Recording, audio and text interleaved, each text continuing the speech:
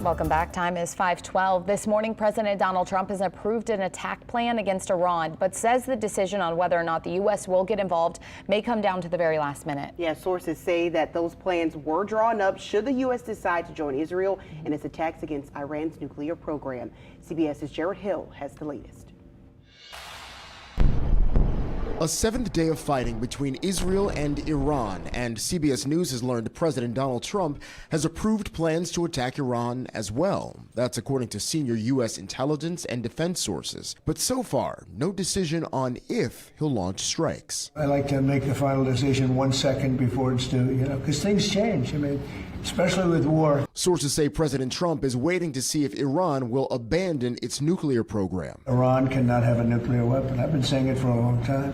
And I think they were a few weeks away from having one. The State Department says it started evacuating non-essential personnel and their families from the U.S. Embassy in Israel. It's warning Americans to leave Iran now, as both countries launched more strikes overnight. Iran State TV confirmed that Israel hit a heavy water reactor used in nuclear production. Israel says a medical building was hit by an Iranian missile. Yesterday, Israel's Prime Minister Benjamin Netanyahu vowed to win in the end.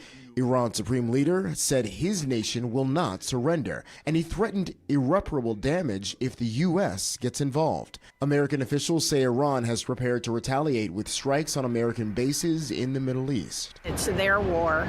It's not our war. And I hope it doesn't become our war. From the White House gates to other cities around the country, protests grew Wednesday, opposing any U.S. involvement in the conflict. Jared Hill, CBS News.